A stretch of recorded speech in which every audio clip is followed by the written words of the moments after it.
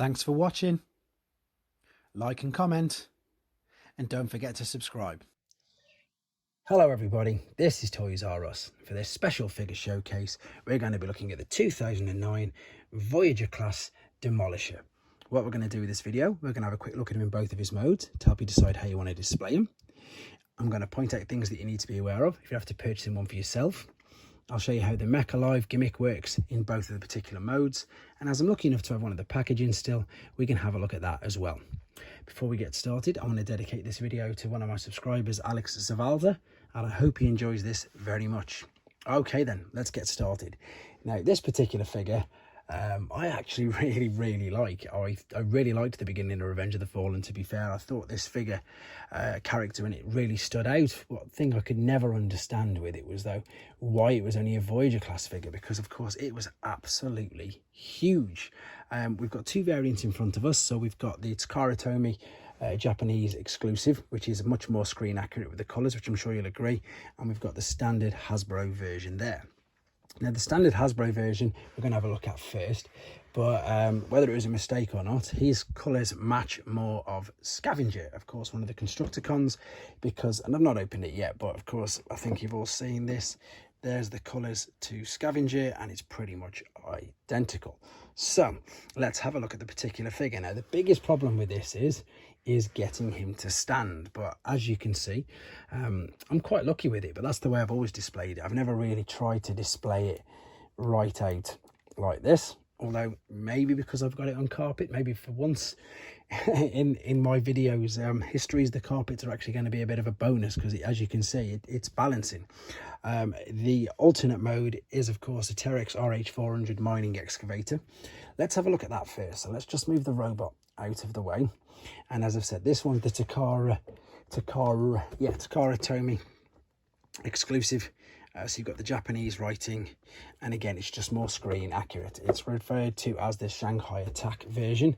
There was another version of this as well, but packed with some Legends skids and mudflat figures as well, I do believe. But let's have a look at this. So the things to be aware of is that, unlike on the back of the box, this is basically all joined rubber tread, but on the back of the box it looks like they're all individual bits of plastic, and unfortunately it doesn't move, they don't rotate, they don't literally do anything. So if you try and force it, no joy at all. You're just going to damage it and break it, and of course, because it is rubber, it can of course perish and sometimes break away.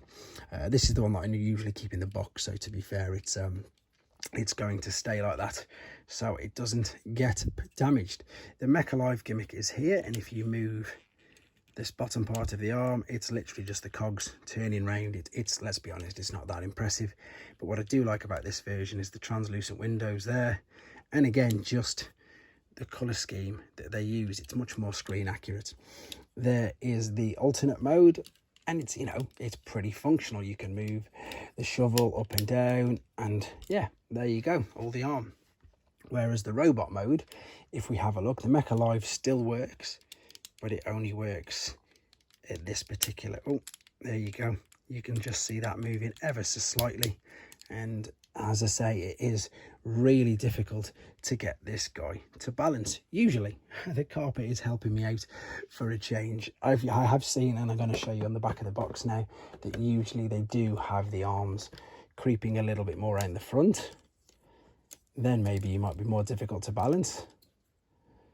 Of course he's going to be, but you know, I think if you find, and that's, yeah, he's literally balancing. What I do, my little trick then, shall we say, to get it to balance is have one shovel open and the other shovel flat, and that for me seems to get it to work.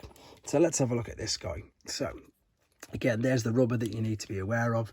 Screws with this, there's lots of screws, so you need to keep an eye out for that, for corrosion and for damage. These can get broken off so easily. Yeah, there's just it's quite intricate for what it is, and yeah, I think it displays really well. Quickly then, before we wrap this up, let's have a look at the box. And again, this is what I was on about there. You can see that looks like it's all plastic, and it looks like it would move, but it doesn't at all.